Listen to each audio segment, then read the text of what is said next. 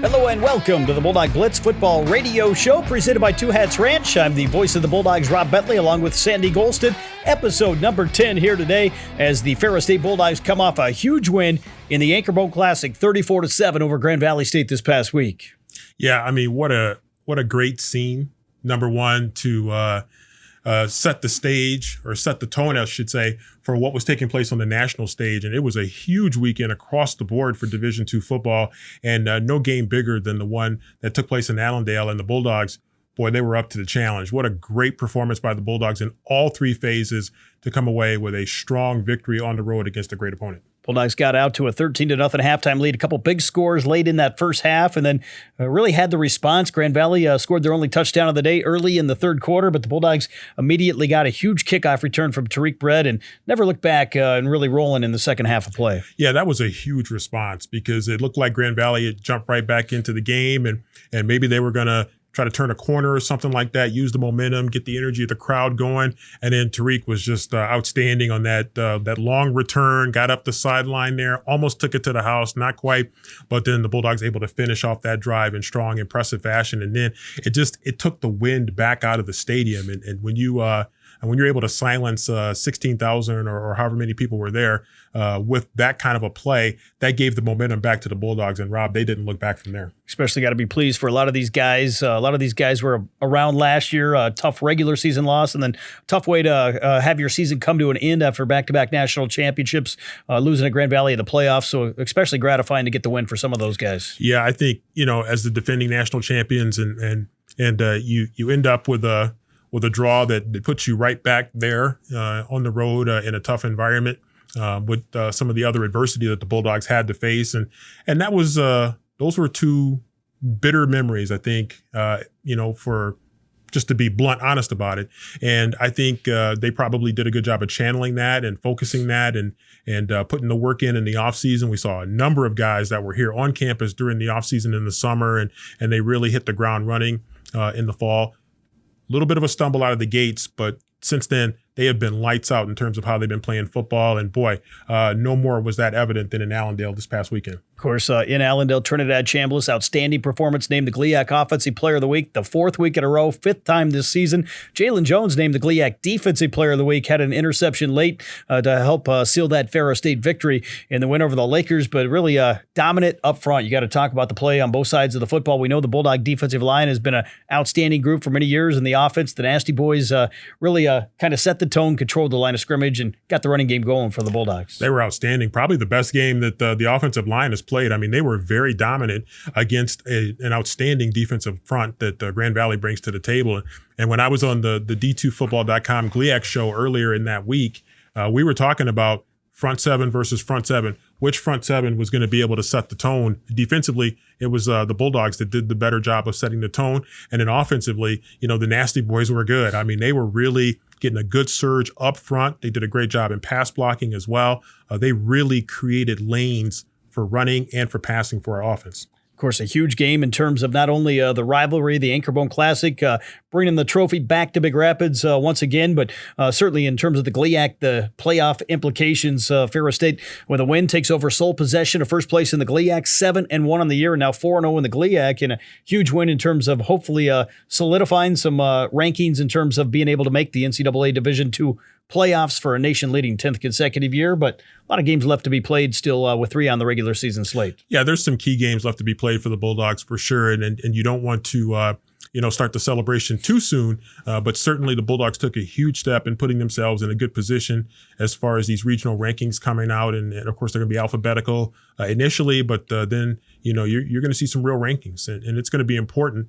And the Bulldogs right now, they really raised their profile, they really strengthened their resume for the regional tournament. And so the Bulldogs certainly want to get another bid to the NCAA tournament, and you can only do it one step at a time. And boy, Bulldogs took a big step last Saturday. Of course, got to like what the guys have been able to do, not only beating Grand Valley State, but you come back, came in here on Sunday morning, getting ready for Ferris State soccer early Sunday morning. The coach is already back in the office, going right back to work. I saw a couple of the players actually bringing the Anchorboat trophy back in the building very early on Sunday morning. So, these guys aren't going to rest on what they were able to accomplish, and there's still some bigger goals ahead. Yeah, it's next game up. And, the Bulldogs know that they got to get ready. They got to keep this thing going.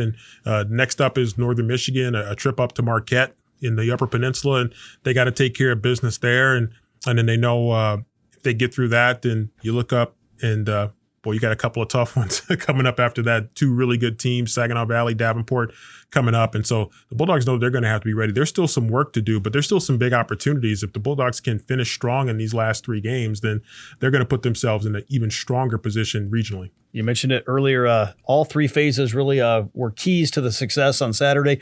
The offense led by Trinidad Chambliss, obviously an outstanding game, especially on the ground against a very elite Laker defense. The defense really kind of shut down the Lakers with the exception of that 1 touchdown run in the third quarter of play. And then special teams, some big plays. Mitch Middleton had a couple field goals, one from 45 yards out. Tariq Brett, a big return, and Jeremiah Housey, a huge block punt for the Bulldogs. Yeah, those were all huge plays, and it really speaks to the game changers. And sometimes your special teams is quiet because you're taking care of business, and sometimes it's loud because you're taking care of business. And it was loud, taking care of business for the Bulldogs. And so you think about that, and you think about defensively what the Bulldogs were able to do. They really caused havoc. That front 7 did a really good job, and then I thought our secondary was outstanding. They were really coming up in press coverage at times, and just really taking on the challenge. And when they were able to do that, that gets that front 7 a little bit more of an opportunity to put pressure up front and in the middle. And so great job by, the secondary, great job by the front 7. And then offensively, again, we talked about the offensive line, which is just phenomenal. I mean, they really just did a great job of controlling the line of scrimmage. And we saw Trinidad Chambliss run the ball a little bit more than maybe what we've seen so far this year. And he ran the ball pretty well. And so a lot of that is due to not only the offensive line, but also great blocking by our slots and wideouts. Ferris State, of course, this week on the road at Northern Michigan inside the Superior Dome. 1 p.m. start on Saturday. We'll have all the pregame coverage for you starting at noon on the Bulldogs Sports Network and Sunny 97.3, of course, also in the Metro Flint area on Metro Flint News Talk Radio. Always a lot of fun going up inside the dome, kind of a unique environment here in Division II football. Yeah, there's really nothing like it, and it's one of those things, and I don't know if it's one of the ancient wonders of the world, but I think it's one of those things that if you get an opportunity to see a game up there, it's pretty amazing. And to play in that building, it can get loud in that building. It doesn't even take a lot of crowd to get pretty loud in that building, but it's certainly one of the unique venues in all of college football at any level. Of course, the Wildcats still looking for their first win of the season under second-year head coach Shane Richardson, but the Bulldogs go in there as a heavy favorite, but you still got to get out there and you got to perform and hopefully be at your best come Saturday afternoon. Yeah, you got to perform and you got to stay focused and the best way to take care of business and is just to stay focused and do the things that you need to do. And you don't worry about injuries, you worry about playing good football. You don't worry about anything other than what you can control, and that's to bring great effort, great intensity, great focus, great execution, taking care of business. Get on the bus, take care of business, get off the bus, get back on the bus, go back home, and get ready for the next week. And that's what you have to do: compartmentalize the season one game at a time. And that's been a key to success for the Bulldogs this season. They've been able to do that since week 0. Ferris State already back up to number 2 in the national rankings this week in both the American Football Coaches Association poll and the Division II Football.com poll, the D2Football.com poll. So really that early season loss, if you're going to lose a game, it's always good to lose it early in the year. And this has given the Bulldogs kind of a chance to play themselves back into the picture for some bigger goals this year. Yeah, it really has been. And I think, when you lose, and nobody wants to lose, but when you lose, but you become a better team for it, then I think that speaks highly to your program, the character of the individuals in your program. We're a better team because of that loss. I think we'd like to be undefeated and still be a better team and be a little bit greedy, but it is what it is. We lost that game, but we've become better for it. People like Trinidad Chambliss is a much better player for that experience. Our offensive line is much better for that experience, and on it goes. The defense, of course, came out and played a pretty good game against Pittsburgh State, and they've been pretty consistent all year. And then that offense is just really on an upward trajectory. They just continue to get better and better and better. The offense is pushing the defense is pushing the offense. Certainly got to give a big shout out to the Bulldog fans that were in Allendale this past Saturday. Not only the Gridiron Club, but the parents, the supporters, a lot of alumni and friends that were in there wearing the red. Outnumbered at first, but by the latter stages of the second half, there was more red than maybe blue left in the stadium. I think I would say if not by the end of the third quarter, I would say pretty early in the fourth quarter, it was at least 50-50 at least, if not maybe in favor of the Bulldogs. But shout out to the Bulldog Nation. They really came there. And, you listen to some of those highlights, Rob, even early in the game, and you can hear that crowd pop for the Bulldogs, some of those big plays. And so the Bulldog fans that squeezed their way into Lubbers Stadium, they certainly made themselves known. Of course, we got a busy show for you today. We will talk more about the GLIAC picture, the national picture as well, and the scores and results from Division II football this past week, and a look at what's ahead. We'll hear from Steve, offensive coordinator Steve Annese, assistant coach for the Bulldogs, along with athletic director Steve Brockelbank. So a couple great guests here on today's show to talk more about the Ferris State victory and kind of what's looming ahead here for this Ferris State team. Yeah, Steve, it almost sounds like a law firm here, but we're excited to hear from both of them and two unique perspectives, and to hear from Steve Annese about, the offensive side of what the Bulldogs like to do. And then, of course, from the perspective of the athletic director, Steve Brockelbank, the big picture of not only football, but Ferris State athletics, and really the perspective of a former coach. So it'll be fun to hear from them. We'll be back with more of the Bulldog Blitz football radio show presented by Two Hats Ranch after this time out on the Bulldog Sports Network in Sunny 97.3. And welcome back, everyone, to the Bulldog Blitz football radio show presented by Two Hats Ranch. Rob Bentley and Sandy Golston with you. We're joined now by Ferris State University football offensive coordinator and assistant coach Steve Annese. And Coach, first of all, welcome to the show. Glad to be here. Obviously, an exciting win for you guys this past Saturday in the Anchorbone Classic, 34-7. Got to be really pleased with what you guys were able to do really in all three phases of the game. Yeah, absolutely. I think our prep during the week was great. We were heading into the game with a lot of confidence. Really on both sides of the ball. Really we're happy with the game plan that we put together on both sides of the ball, and our players went out and executed great. So it was great to kind of take care of business and do what we should have done. Maybe talk about the offensive performance. Obviously, Trinidad Chambliss had an outstanding game with 3 touchdowns, but really able to kind of move the ball, especially on the ground against the Lakers. Yeah, we did a good job of distributing the ball. Obviously Trinidad ended up with the touchdown count of 3 and ended up being able to punch it in. But, guys like Cannon Katzer did a great job when he was handed the ball. All of our slots carried the ball well on the perimeter. Some of that stuff just kind of loosened the defense up, kept Grand Valley a little bit on their toes. And then, like you said, Trim was able to capitalize a lot. But credit goes to the offensive line as well. All of those guys played great. I think especially on money downs, those guys really did a great job of establishing the line of scrimmage and giving us a lot of opportunities to carry the ball. Maybe talk about just the growth of this offense since week 0 against Pittsburgh State and how much these guys have really continued to kind of improve their games and go back to work each week. Yeah, definitely. I don't want to make any excuses for any guys, but, on the road at Pitt State for Trinidad Chambliss is not the easiest way to start your career, his first real start here at Ferris State. And, I think our whole offense was a little bit off balance, not quite ready for prime time. And as the season's gone on, we've gotten better and better consistently week in, week out. And, I think it takes those improvements on a week-to-week basis to be able to go out and, put up a performance like we did against Grand Valley. That's accumulation of 8 weeks of hard work. And, our whole offense has continued to improve just week by week. Obviously, on the offensive side, you have a number of different skill players that really are capable of doing some great things when they catch the ball, yards after the catch. Also in the running game, as you noted, just how hard is it as a play caller to kind of spread the ball around and make sure all those guys get the touches they need. Yeah, definitely. We try our best to put guys into positions to really make those plays, but ultimately it comes down to those athletes going and making plays in one-on-one. Some of the time it's not exactly doesn't go as you drew it up, but when you recruit at the level that we have and you continue to develop players at the level that our assistant coaches have, it really gives us a great opportunity to just have 4 or 5 deep at times, guys that can go out and make a play. So if it's not Mario Bryan and Brady Rose, who have both started a number of years here, it's Tariq Brett, who's bounced around positions, Jeremiah Housey, who's bounced around positions, Jeremiah Lee.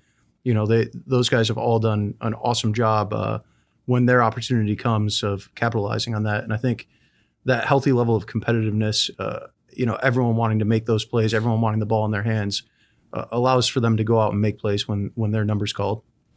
And Coach, let's go back to Pittsburgh State. You mentioned that game, and obviously not the offensive performance that you guys wanted, but what did you see from the team mentally and emotionally after that game? Because it looked like to me coming down on the field after the game that there were a bunch of guys that really were kind of ready to get back in the lab, get back into practice, and get back to work and show what they could do. Yeah, definitely. I don't want to say embarrass is the right word, but there were guys that really felt like they didn't put their best performance out there. When you have a game like that and you go into it and you feel good about your prep, you feel good about what you did all summer, and then you just come out and gotta get punched in the mouth, for lack of a better term.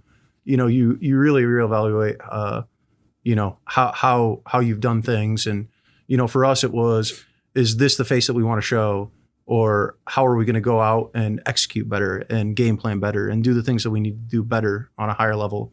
And like I said, from that game, I think we learned a lot about who we are and how we need to go into games and have this sense of, okay, this is just a football game. I'm just a playmaker here.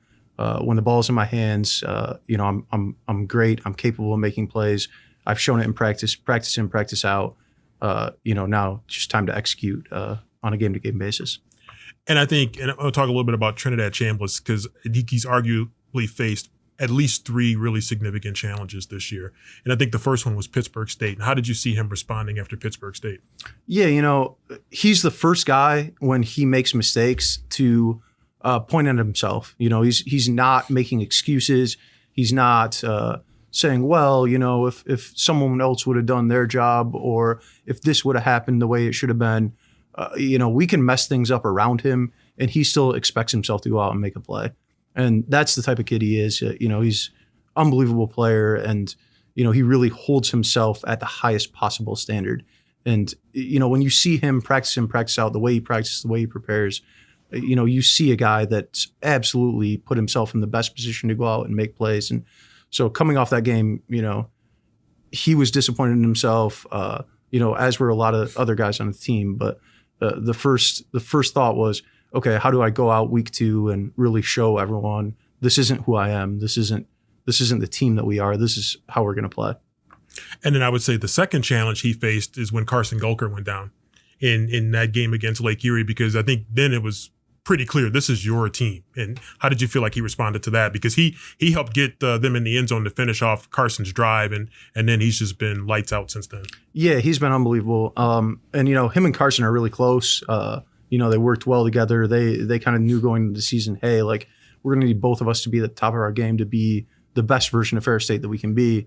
But, since Carson went down, I think he's taken over that mentality of, okay, maybe I can carry the ball a little more. Okay, it's 3rd and short. I'm going to be the one that has to go get these couple of yards. And I think, especially if you evaluate how he played against Grand Valley, this is the first time that he's faced a box like that where we've said, okay, Trin, you got to go get this 3rd and short. And there are a couple of carries in that game, a couple of goal line carries even, that he just went and got. He went and just said, I'm gonna go and get these tough yards and get us scores and get us first downs. And I think he's really taken over that portion of the game. So I think you're correct in pointing out, Carson going down and there's a lot more on his shoulders, but it's a opportunity that he's really embraced. And then you mentioned the third one going against Grand Valley, because a lot of people were wondering. People forget how good Ashland is, and they haven't lost since they played us. I mean, they're a good football team, probably going to win their conference. And then we played Pittsburgh State, obviously. So I mean, we've played some really good teams. But then coming into that Grand Valley game, some people were wondering how is he going to respond, and you could see right off the bat that this was the Trinidad that we saw the week before against Michigan Tech, and the week before that, and the week before that, and the week before that. Yeah, and he's the type of guy that really relishes that big moment. I think he's been looking forward to this game. He's been looking forward to, what that atmosphere is going to be like. You go into a place like that, and it's really the best atmosphere that you can get at the D2 level. We experienced some of that last year at Montana, obviously. That was an unbelievable atmosphere, and Trim played a little bit that game. But this is really the first time that he's been able to really relish in that atmosphere, those set of circumstances of playing another top team in the country. And, he's the type of guy that level of competition brings out the best in him. And I think, he was really looking forward to proving to everyone, hey, this is who I am. And I think, part of everyone in our program, wonders a little bit why he's not talked a bit more on the national level when he's won, 3 times GLIAC Player of the Week. It's one of the best conferences in all of college football. And hey, why isn't this guy talked about on the national level? And I think he feels that, we feel that, and I think part of that Grand Valley game is going out to prove that that's who he is. He's one of the best college football players in the country. No question about it. And then one of the things I want to talk about too is blocking. And before we get to the Nasty Boys, I know you guys have taken a lot of pride since, you guys have come in. You guys have taken a lot of pride in your receivers doing a great job of blocking. Talk a little bit about your receivers and how they really break open some of those big plays we see from the running backs and from the quarterbacks. Yeah, I think especially in this game, James Gilbert and Cam Underwood did an unbelievable job on the perimeter, just physically dominated their corners at times. You can see it on a couple of the long runs that, they were just really physical with them. Our slots always do a great job of being able to deal with, guys that are a little bit bigger than them. The one first touchdown that Trim popped, we're running a split zone play with Jeremiah Housey blocking their star end. And he I'm not going to say he dominated him, but he held on and was physical enough with him to just get that little split in the line of scrimmage where Trim can scoot through and score a touchdown. So those guys those guys do an awesome job. And the best thing about blocking at any level of football is it's really all about effort. It doesn't take talent to block. It doesn't take anything other than effort and tenacity. And so I'm really proud of those guys and how they did that. And then speaking of effort and tenacity, the Nasty Boys up front, they really got the job done against a premier defensive line, a premier front seven, not only in the GLIAC in the region, but in the nation. And they really they did the job in that game. Yeah, I'm really happy with how they played. The Nasty Boys mantra was exactly what they were out there. I think they've reinvented themselves after the last couple of years. I think they're a little sick of, well, in 22 we won it, maybe despite them. In 23, maybe they were lacking behind some other positions, and this year they've really been the tone setters for our whole team. They've set that tone for our offense. They've been the group that's been the leaders, the dogs, the Nasty Boys. They're the emblem of what we want our team to be. And it's awesome to have those guys really leading the way from that effort, that tenacity, that physicality. They bring all of that and more, and you see it out there against Grand Valley. Did you get a Nasty Boy shirt? I didn't get a Nasty Boy shirt. We got to get you one. Yeah, no kidding. Coach, going into this week, obviously against Northern Michigan, how important is it to just come back out every day of practice this week and go to work again and avoid a letdown coming off that Grand Valley win? Yeah, definitely. Our mindset has to be on executing at our best, whatever that is. The opponent at times, it doesn't matter, because if we can execute at our best, that's how we'll beat people. That's how we'll continue to get wins. And so we're really focused this week on, how can Ferris State execute at the top of Ferris State's capabilities. And so, Northern Michigan's going to go out there and, they're going to play disciplined football. They're going to not make mistakes. So we have to go out and just execute our game and, hope to put some points on the board and hope to get some offense going.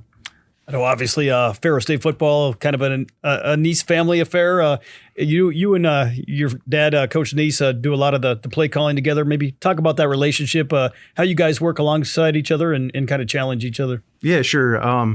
So I think, both of us have our own ideas about football and play calling, and, come together and, each have unique ideas that then we kind of meld together and throughout a game kind of weave together and hopefully make the best of calls in most circumstances. But it's really good because we come from very similar ideological backgrounds. But like I said, each have our own little unique way that we look at the game. So I think the combination of it has been great. We'll go into any series and it could be, he has a great idea for how something looks, and I'm saying, yeah, let's run that. That'll be awesome. Or I might have a couple of ideas where it's like, okay, yeah, let's roll with those things. And ultimately, I think it's led to a lot of success. And finally here, maybe talk about the longevity, I guess, kind of the coaching staff as a whole. A lot of guys that have been around, some guys since the beginning of Coach Annese's tenure, and some other guys that have been here for several years now. Yeah, so, Coach Annese, myself, and Coach Hodges have been here from the very beginning of Coach Annese's tenure back in 2012. Some of us have seen a little more ups and downs over the course of time. We kind of always joke that, Coach Rock and Coach Caserta, they didn't see too many of the lows. Got to experience a little bit last year, but I think it's been a good mix of guys that have been here the whole time, and then great additions throughout the years. From Coach Rock to Coach Caserta, Coach Smith somewhere in between, Coach Parker somewhere in between. But I think all of our staff is very comfortable with each other, and the ways that we go about coaching football, and the ways that we go about, interacting with players, dealing with each other. It's all a very comfortable atmosphere. All of us have spent a number of years kind of developing coaching ideologies that are all very, very similar to each other. And it's all about, players first, and our personal interactions first. And then, Coach Annese always says, you have multiple firsts. And in this case, it's all of those relationship-based things first, and then winning football games first. I know I was going to ask you one more question here. Away from football, what do you like to do? And golf, pickleball, who's the better one, you or Coach Annese? Coach Annese definitely is a pickleball player. That's not really my bag anymore. I spent a few too many years being active like that. So yeah, I like golf. I stick with like golf, billiards, darts, things like that. The more stable things at this point in time in my life. Well, Steve, thanks for the time. Great interview, and congrats on the win over Grand Valley. And looking forward to seeing you guys up in Northern Michigan this Saturday. Thank you. Appreciate you having me on. We'll be back with more of the Bulldog Blitz football radio show after this timeout here on the Bulldog Sports Network.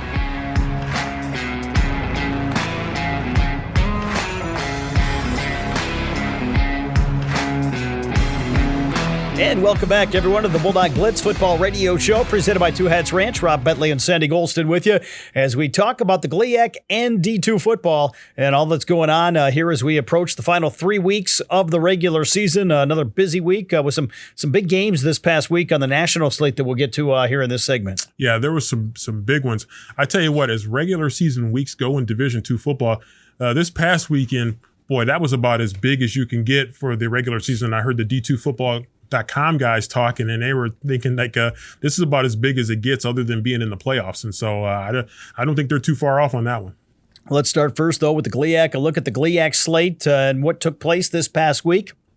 Of course, most of our attention was focused on the game in Allendale, 34-7 Ferris State victory over Grand Valley State. But some other big games, some rivalry games that were on the docket on Saturday. Michigan Tech in the Miners Cup battle defeated Northern Michigan 39-9 in Houghton.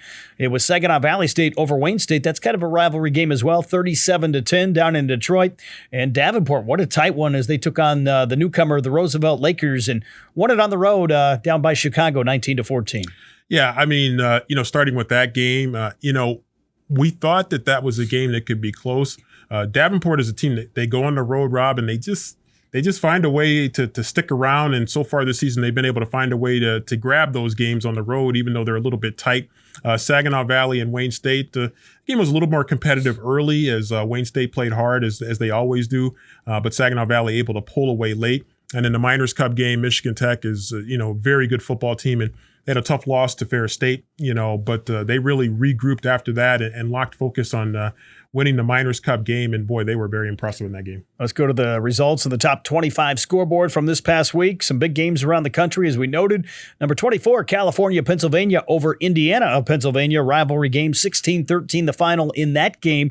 Carson Newman, number 17 in the country, the only ranked team that lost to an unranked team. They fall to Emory and Henry, 17-10.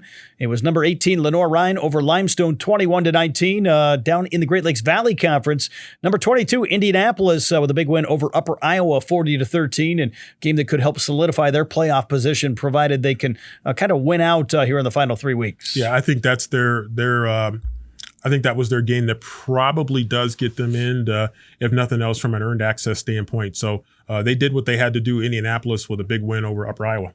Wayne State of Nebraska, number 23 in the country, fell to Sioux Falls 23-13. It was Johnson C. Smith, number 21. They're still unbeaten. They defeated Winston-Salem 24-15, having a great season. A huge game out in the Rocky Mountain Athletic Conference where Western Colorado, number 10 in the country, knocks off number 12 Colorado School of Mines 38-28, the final score in that game. That was a huge battle right there.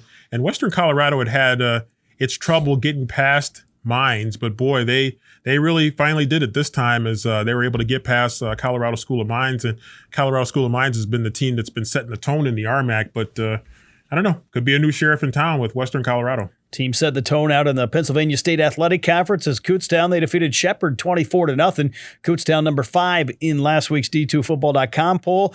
Upset in the Northern Sun, where number 9 Minnesota State falls to number 20 Augustana 34-16. The Mavericks had a few losses here since a few big wins here early in the year. Yeah, I think it's an upset. I think some people really were pretty high on Augustana and what they might be able to do in that game, and they were able to get a big win. I mean, Minnesota State is a team that had some high aspirations and thought maybe they had turned the corner. They were going to be playing a little bit better coming down the stretch, but tough loss right there for the Mavericks. Number 7, Ouachita Baptist defeated Arkansas Tech 38-7. They avoid the letdown after a big win over number 1 ranked Harding last week.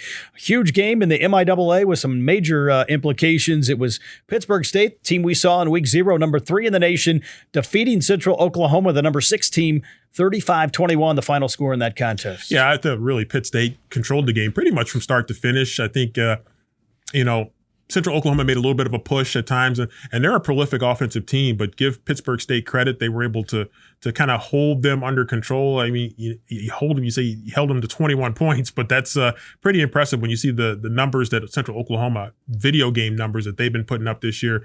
Great win by Pittsburgh State. Pittsburgh State vaults to number 1 in the D2Football.com poll this week, just in front of Ferris State after the win over Central Oklahoma. Number 15, Emporia State, a big win over Nebraska Kearney, 42-35. That was a high-scoring game.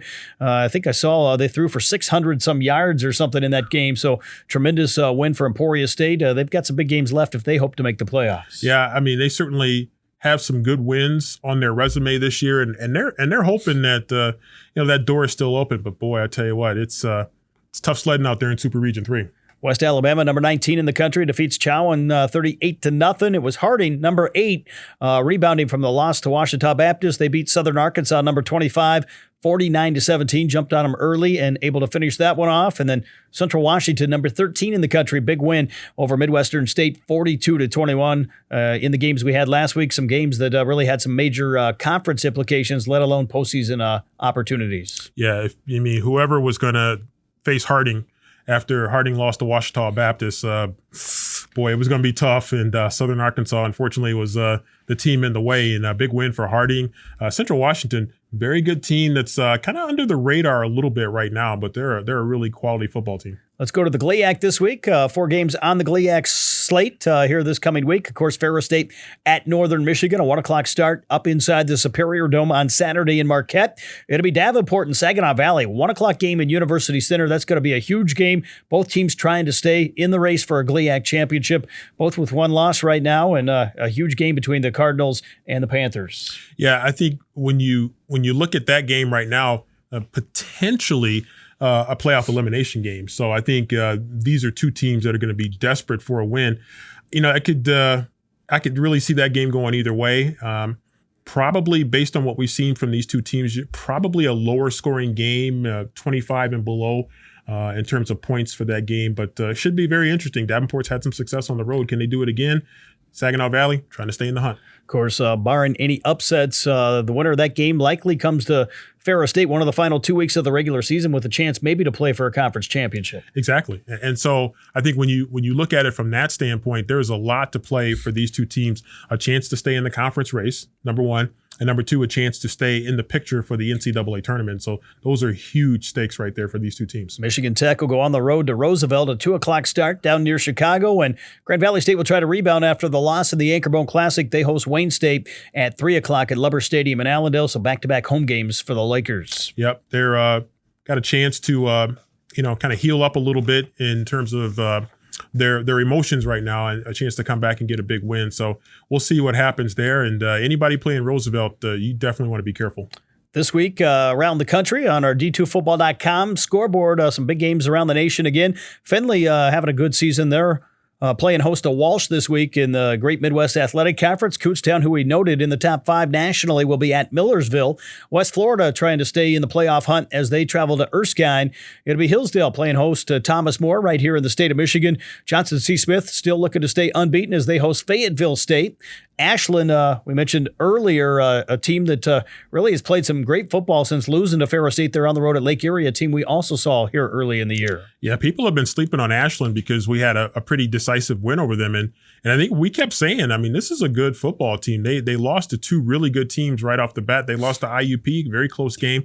They lost to us, not quite as close, but since then, I mean, they've been tearing people up. So, I mean, that's a good football team. Another big game in the GMAC. Northwood will play host to Ohio Dominican. We got Wingate at Lenore-Rhine. Big game nationally. Charleston will be at West Liberty. Charleston, a ranked team as well. Augustana playing host to Concordia St. Paul. Wayne State of Nebraska traveling to Bemidji State, and that could have some playoff implications before it's all said and done. It does. Wayne State, Nebraska looking to bounce back there. Took a tough one on the chin, and boy, I tell you what, it would feel good for them if they can bounce back and get a win at Bemidji. Putting this game on the slate just because I'm originally from the state of Nebraska. Shadron State, the home of Danny Woodhead, playing host to South Dakota Mines. Yeah, that's going to be an interesting one right there. I mean, we'll see. I don't blame you for putting that one on there. I probably would have put that one on there too if I was you. Not only the home of Danny Woodhead, also Dan Beebe, or Don Beebe, former NFL player. His brother Dan Beebe was actually the basketball coach at Shadron State at one time. Yeah, Don Beebe was a good football player, had some good years with the Bills.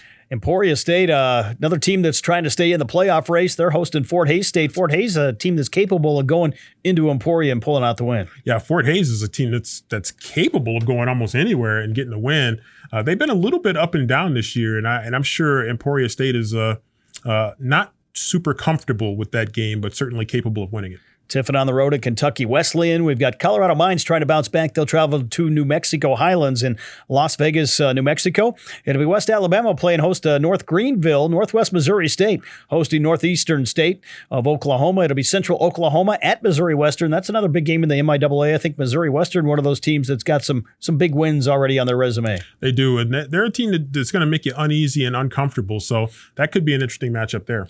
Also around the country, Minnesota State will be at Northern State, Central Missouri at Pittsburgh State. That's a game where, again, Central Missouri, a high-powered offensive unit that you never know. They go into the jungle and maybe they have a chance to knock Pittsburgh State off that number 1 national ranking. Back in August, this looked like a huge matchup that was going to be a major national matchup, and it could still be.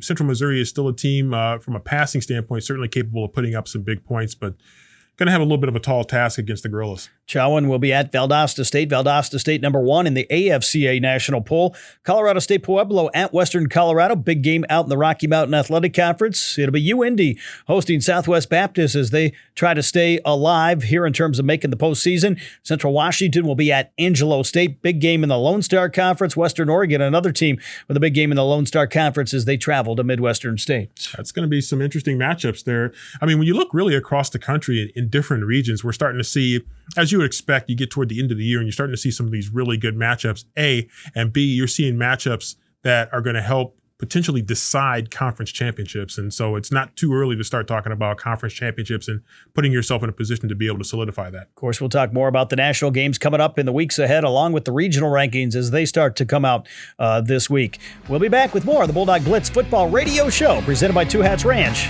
after this quick break.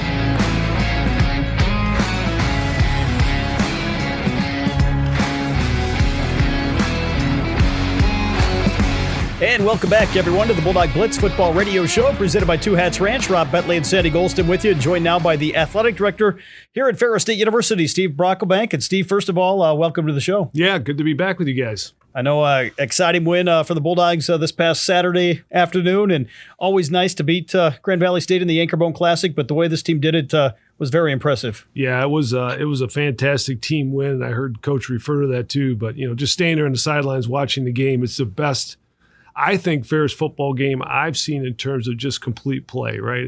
Everybody played well offensively, defensively, and then special teams. So I've seen us beat Grand Valley in the past, and it's usually been one side of the ball or the other, kind of dominated the game and led us to victory. And but in this case, it seemed as if the entire team played really well and at a really high level. Obviously, playing in that environment, a lot of support from the Bulldog fans and a lot of Grand Valley fans that obviously were against Ferris State, but a great environment for Division II football here in West Michigan. Yeah, it always is there. And I think even we had them at our place, 2 years ago. It's been a while now, right? But 2 years ago, we had 13,000 people in the stadium here too. So I think it just, we're blessed to have this particular rivalry so close to us, right? I think it's awesome. And couldn't be more pleased to be a part of it. And what a fantastic experience for our student athletes to be able to play in that kind of atmosphere, whether it's at their place or at our place, and in such a big game.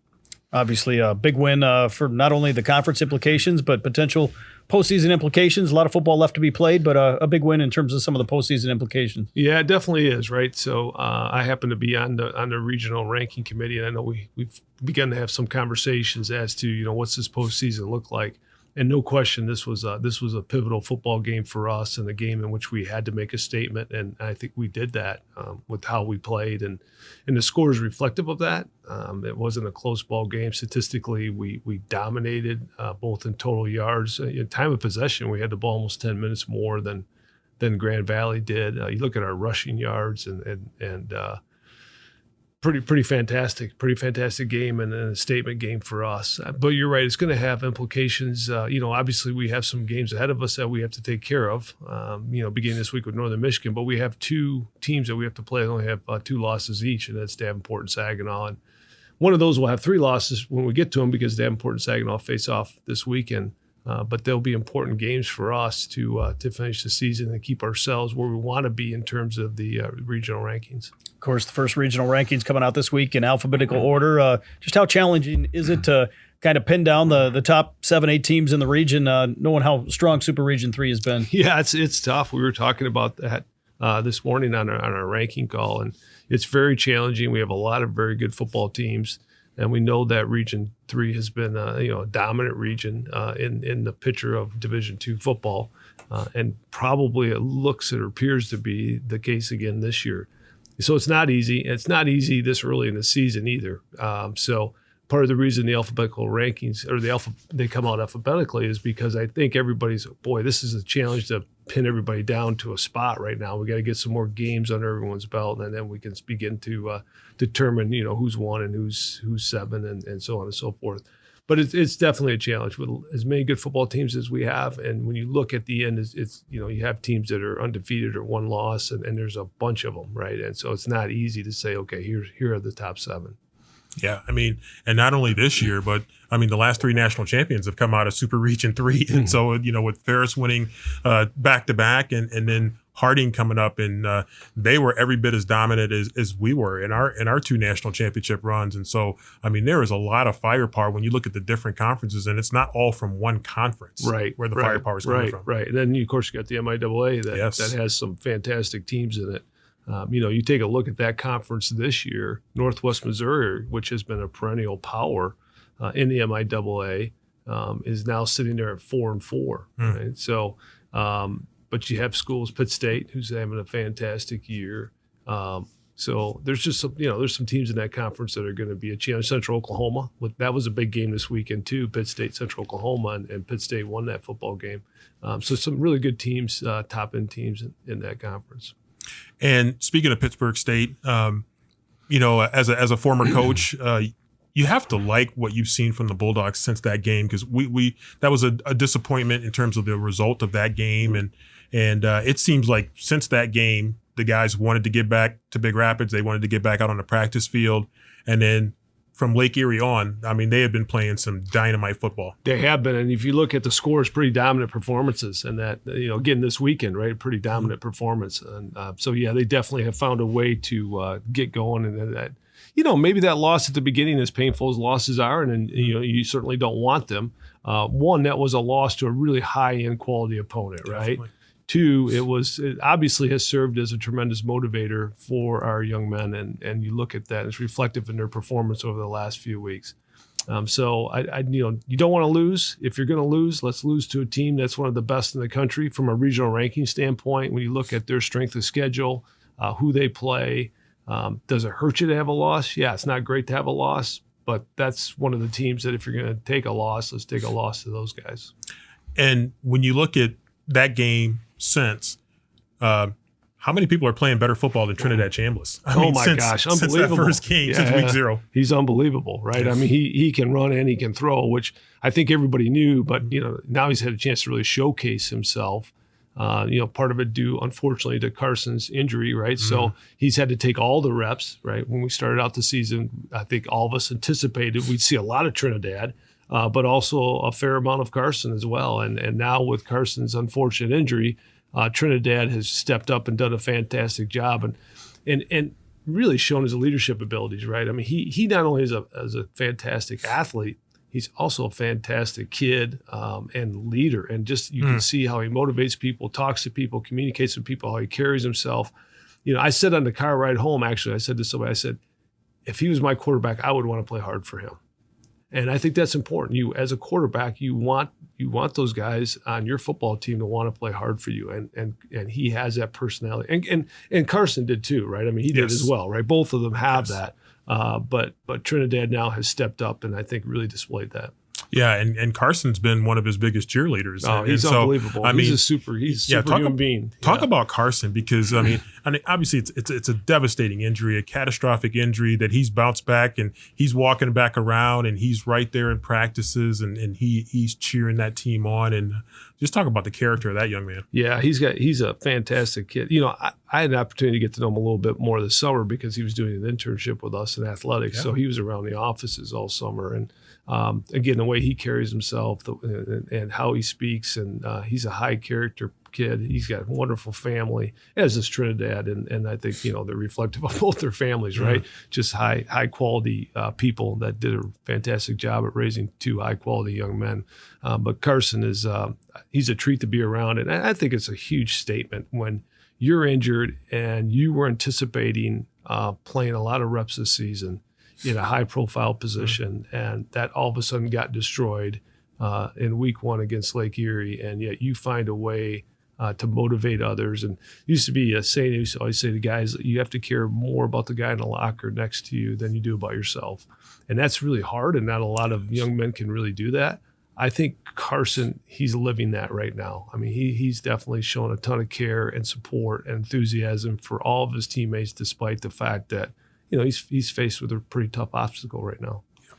And just a little bit more broadly, but talk about what Ferris State Athletics does and can do as a front porch of the university to really introduce people to the university that might not otherwise get to know us, because, we certainly have had success in the last 10 years, 3 national championships with basketball, 2 with football, of course, that you're more familiar with. But what a great front porch to the university. Yeah, it is, without question. And I think credit to President Pink, too, for recognizing that and leveraging athletics to try to improve and enhance the institution. And we're glad to be leveraged like that, right? So that's we provide value in a lot of ways. We provide value to our student athletes by teaching them life lessons and building character and graduating them and giving them opportunity.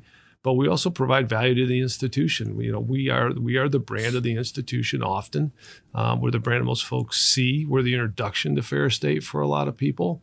And so, yeah, I'm happy. I'm glad we could be in that role. I think we do a very good job in that role. I think our coaches carry their teams themselves in a way that the university can be proud of. And so when folks first get introduced to Ferris, I think they're being introduced to Ferris in the right manner.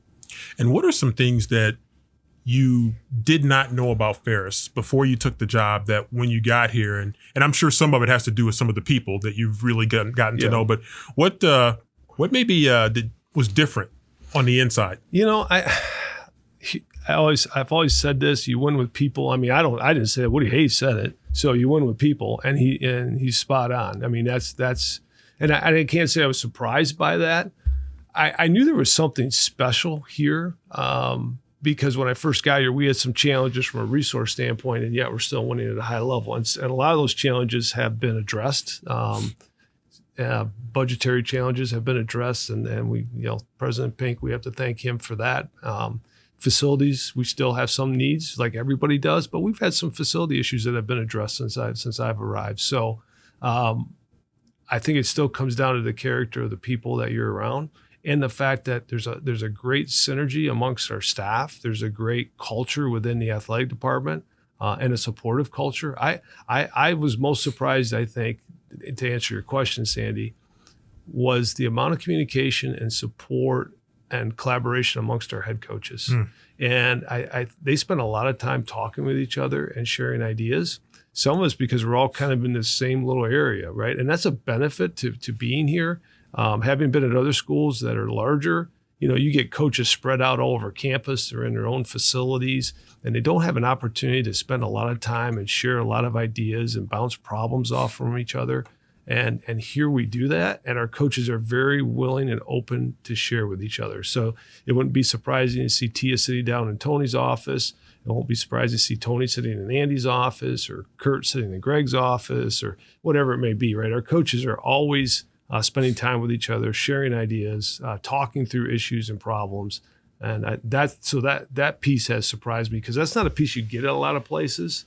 Some of it's just because of the geographic proximity everybody is with, to each other. And some of it is just some folks aren't going to share, right? And so our coaches here are willing to share and work with each other. Steve, I know the new national rankings came out today. National rankings maybe not mean a whole lot in the end, but both the Ferris State football, volleyball teams ranked number 2 in the country. Just how special is that with what both teams have been able to do so far this fall? Well, that's fun, and that goes back to Sandy's question, being the front porch, right? Because a lot of folks then all of a sudden, Ferris State, number 2 in the country, and then they begin to investigate Ferris State a little more, right? Whether it be because of the volleyball or the football. So how important are the national rankings? Not that important. How cool is it? Super cool. How is it a great way to introduce Ferris to a lot of people? Yes, it is, because they're going to take a look at that, and then they're going to begin to say, hey, I want to find out more about this Ferris State. Is it good for recruiting? You bet it's awesome for recruiting. So in a lot of ways, we want to be at the top of the national rankings. At the end of the day, is it as important as our regional rankings and some of the other things we need to take care of and conference standings? No, probably not. But they're fun to talk about. I don't know how much Tony talks about it. I've been at other programs where, we've been in national rankings and no one really spoke of it, right? It was like almost an evil thing to talk about. I'm not sure if we're quite to that extent here. But I know for us in the athletic department, for folks outside the athletic department, for our fan base, for prospective students and prospective student athletes, as a way to introduce Ferris to be at the top of the national rankings is important and is really, really cool. Obviously, the Bulldogs on the road at Northern Michigan this week, but 3 games left in the regular season. The final 2 here at home, November 9th, November 16th. Going to be kind of exciting here to watch this team as we get ready, hopefully, for some postseason play. Yeah, and I'm glad, I'm certainly glad to be home because I think Saginaw and Davenport are both high-quality football teams, so I think it's advantageous to have them at our place. And then we talked about how important those games are going to be for us as we come down near the stretch run. Particularly when you're looking at other people's schedules, right? When you look at Grand Valley's remaining schedule, when you look at Pitt State's, when you start looking at some of those, you realize the importance of those last 3 games. So to get this trip finished up at Northern this weekend, hopefully we come out of it healthy. Obviously, it looks as if we're the better football team, but we have to go up there and execute and play like we're the better football team, and then get down here and wrap up those 2 games at home. Well, Steve, thanks for the time, and we appreciate you being with us here today, and good luck to the Bulldogs here the final 3 weeks of the regular season. Yeah, thank you, Rob. Thank you, Sandy. We'll be back with more of the Bulldog Blitz Football Radio Show presented by Two Hats Ranch after this quick break.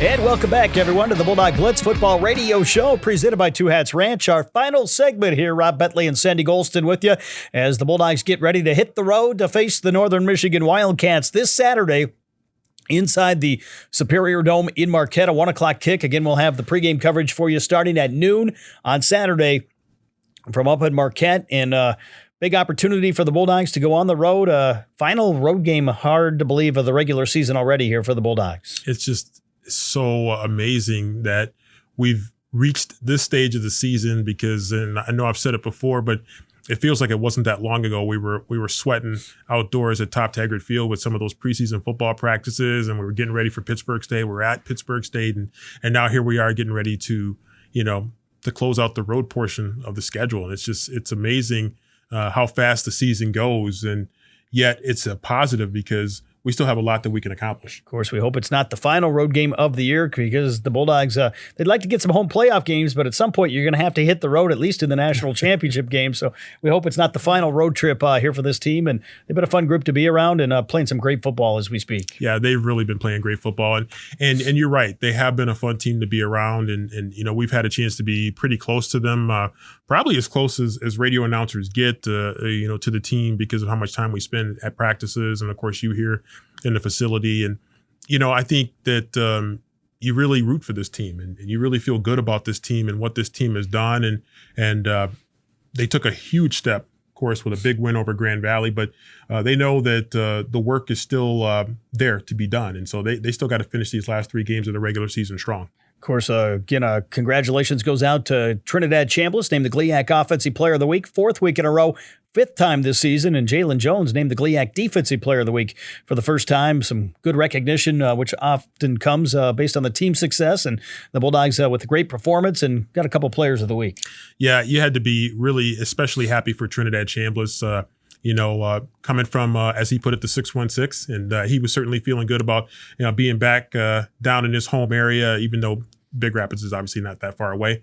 But I think it felt good for him. It was especially gratifying for him to be able to have that great performance, B, and be able to lead his team to a victory, because I'm sure leading his team to a victory was the most important thing for him. And Jalen Jones, got to be happy for him, Rob. He had a huge pick in that game, and when he gets his opportunities, Jalen's been able to come in there and make some plays.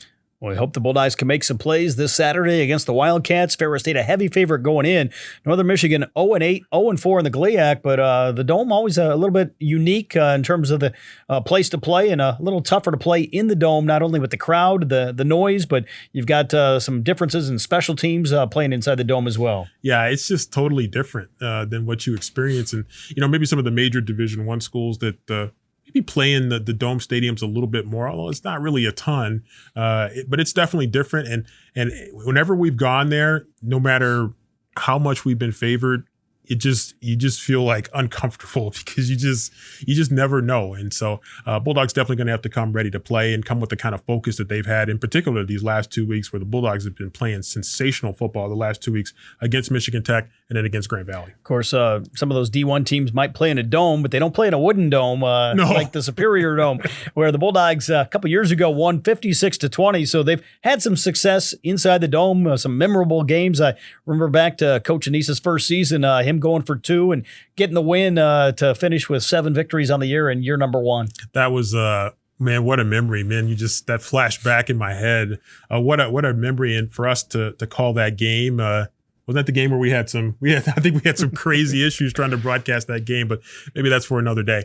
But that was a great moment. And, one of the moments that kind of set the tone, I think, for Coach Tony Annese's tenure here at Ferris State, because he showed a boldness there that's really translated throughout his career. And since then, 2 national championships, 3 national championship game appearances. And the Bulldogs would certainly love to continue to take care of business in the Dome against Northern Michigan and hopefully keep themselves on track to winning a GLIAC championship. Of course, he's kind of taken off from there against Northern Michigan and the Upper Peninsula schools, 11-0 all-time against the Wildcats, although there have been some competitive games. And, of course, 23-0 now after the win over Michigan Tech a few weeks ago against the 2 UP schools in his coaching career. We'll try to make it 24-0 unbeaten against the UP.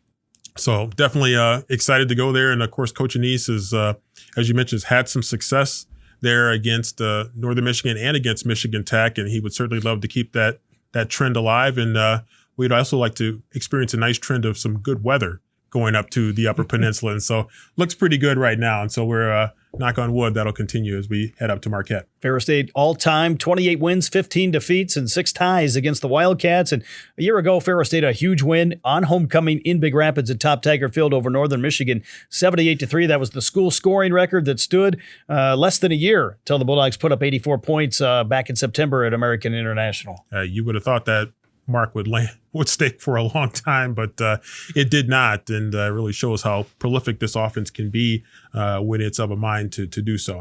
And you're hoping that that's going to continue, and the Bulldogs need to continue to play with sharp focus, because even though they're significantly favored in this game, there's going to be some games coming up behind this that we really know we're going to have to be ready to go.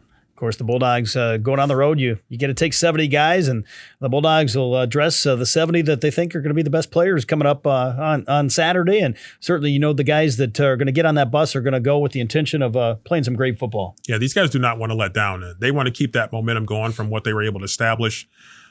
Really going back a couple games again to the Michigan Tech game where they were sensational against Michigan Tech, and then followed that up with maybe an even better performance against Grand Valley. And they want to keep that going right now. They want to be peaking at the right time of the year and really ride that wave through the end of the regular season. Got to give a look out at the other Ferris State athletic teams in action. Ferris State volleyball, number 2 in the country, 22-0.